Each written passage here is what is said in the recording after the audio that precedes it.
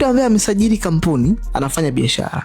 Mtu ambaye amesajili jina la biashara anafanya biashara. Kama wote wawili wanafanya biashara, kuna umuhimu gani wa kuwa na kampuni? So, haya ndo majibu yake. Kuna vitu vikubwa vitatu vinavyotofautisha kati ya kampuni na jina la biashara. Vitu vingine vyote viko sawa. Jambo la kwanza ni issue ya liability. Ukisajili jina la biashara, yanayoendelea kwenye maisha yako binafsi na yanayoendelea kwenye jina lako la biashara hakuna utofauti. Kuna maanisha nini? Ukikolapsi kwenye biashara, kwa mfano una madeni, unasema unatakiwa deliver, hujadeliver na umeshachukua hela ya mtu, huyo mtu anaweza kuchukulia hatua za kisheria wewe pamoja na mali zako binafsi. Kwa mfano mtu anakudai milioni 10, anaweza akakuchukulia hatua za kisheria, ukanyang'anya hadi gari yako, sehemu unapokaa, ili tu ulipe deni la watu. Hii ndio inamaanisha kwamba hakuna utofauti kati ya maisha yako binafsi na biashara zako. Na kama unavyojua kwenye biashara kuna ups and down. So kwenye jina la biashara hakuna utofauti hiyo. Kwenye kampuni kuna kitu kinaitwa limited liability protection. Hii ni kama upendeleo unaopatikana kwenye kampuni, kwamba ukisajili kampuni kuna utofauti wa kisheria ambao unakuprotect na kutofautisha kati ya mmiliki wa biashara na biashara yake. Ikitokea kwenye biashara kuna ups and down, havijakaa sawa, huyu mtu hawezi kuja kumshitaki huyu mmiliki wa kampuni na kumchukulia hatua kwenye mali zake binafsi. Mahakamani kuna hii advantage ya limited liability protection.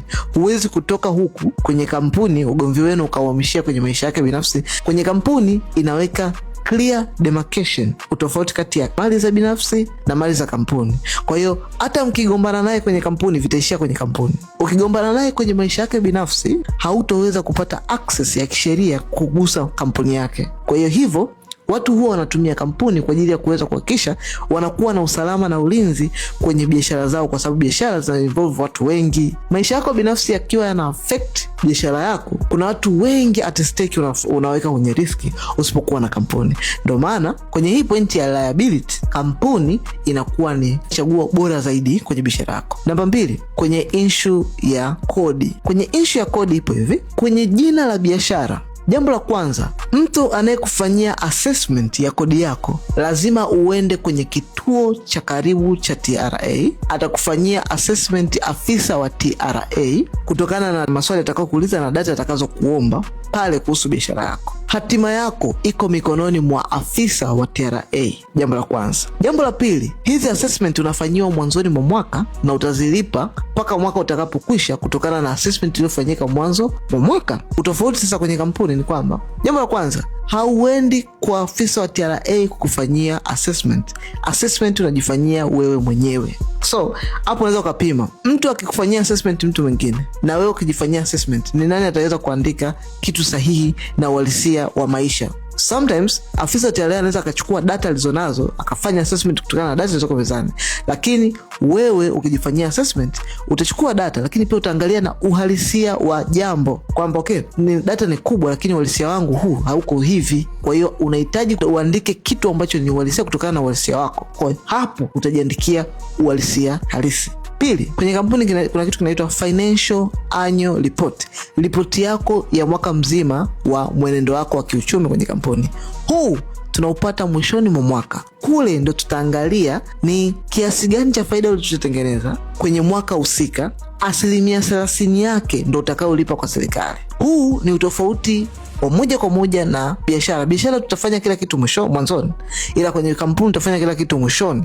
Kwa hiyo unapata nafuu kufanya kwanza kwa cooperate hapa katikati biashara yako, then mwishoni ndio utakuja kuconclude okay, baada ya kufanya haya yote na vurugu katikati hapa mwaka Januari, Februari na kila kitu mpaka umefika Disemba, je, umetengeneza faida? Kama umetengeneza faida, then tutaangalia faida yetu 30% ndio ya kwetu. Kama hujatengeneza faida huo mwaka, hola. Hiyo ndio faida ya kuwa na kampuni. Lakini kwenye biashara ni tofauti. Hapa ndio maana watu wanaofanya project kubwa na biashara kubwa wana opti kuwa na kampuni, sio kwa fashion, kwa ajili ya swala la kodi. Issue ya tatu ambayo inatofautisha kati ya jina la biashara na kampuni ni issue ya uendeshaji. Issue ya uendeshaji hivi. Kwenye jina la biashara, kwa sababu jina la biashara inakupa nafasi ya kuanzia ukiwa mmoja as individual, ni rahisi kuendesha ukiwa mmoja. jina la biashara. Moja. Pili, kwenye jina la biashara ni ngumu sana kumeneji watu wanaofanya nao biashara, kwa sababu mikataba mtakaokuwa mnaingilia nayo, asipoivunja ila akafanya kitu ambacho kiko nje ya interest zako wewe mwenye biashara, huyu mtu ni ngumu kumchukulia hatua kwenye jina la biashara. Kwa mfano, kwenye mkataba wenu mmekubaliana atafanya mauzo kutokana na maelekezo utakayompa. Umemwambia kitu auze 500,000, yeye akaja akauza 1,500,000. Yeye hajavunja mkataba kwako, kwa sababu ulimwambia atakiwa auze maybe 500,000, kauza zaidi. 500,000 yako kakuletea. Ni ngumu kumdhibiti mtu huyu kwa sababu yeye hajavunja mkataba wala makubaliano yoyote. Lakini kwenye kampuni, jambo la kwanza, lazima muwe kuanzia watu wawili. Hivyo kuna limited kidogo ya freedom, kwa sababu lazima ushirikiane na mwenzako kumpeana taarifa kwenye uendeshaji. Lakini pili, kwenye kampuni kuna kitu kinaitwa Memorandum and Articles of Association. Hizi mtasainishana nyie wote wawili ambao mmekubali kufanya biashara pamoja. Na kingine, advantage ni kwamba huko kwenye Memorandum and Articles of Association kuna policy, kuna uendeshaji, kuna kila kitu.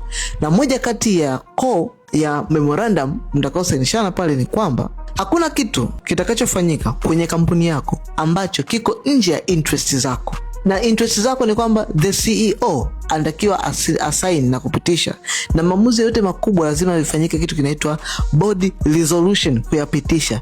Kusipokuwa na board resolution ama CEO kusaini na kupitisha hizo zoezi, ujue mambo yote hayo ni null and void kwenye jicho la sheria. Haijapitisha, yani ni kampuni haijapitisha, umepitisha wewe mwenyewe. So ni rahisi kumchukulia hatua mtu yoyote, saa yoyote, akienda kinyume na namna gani ambavyo nyie mmekubaliana ama makubaliano ya kampuni. Kama board haijakaa chini kupitisha, kwa maana kuwa na board resolution, kama nyie hamjakaa chini wewe CEO kusaini na kupitisha hizo zoezi, huyo mtu atasabika kama mwizi na unaweza kumchukulia hatua bila sheria, akachukuliwa hatua za kisheria. So hivi ndio vitu vitatu vikubwa ambavyo vinatofautisha kati ya kampuni na jina la biashara. So kama ulikuwa unajiuliza usajili nini kati ya jina la biashara na kampuni, haya ndio majibu yako, fanya maamuzi. Lakini usinipigie simu endapo hauna kitu kimoja kati ya hivi viwili. Cha kwanza, kama tayari una biashara, uwe unaingiza at least 500,000 kwa mwezi, au kama ndio unataka kuanza biashara, at least uwe na mtaji kuanzia 500,000 kuendelea, nipigie simu na kusaidia kusajili kampuni yako. Ama comment neno usajili, then nitakufikia na kukusaidia, kwanza kuangalia una qualify kusajili kampuni ama jina la biashara, pili kukusaidia kusajili kampuni yako. Tukutane kwenye comments.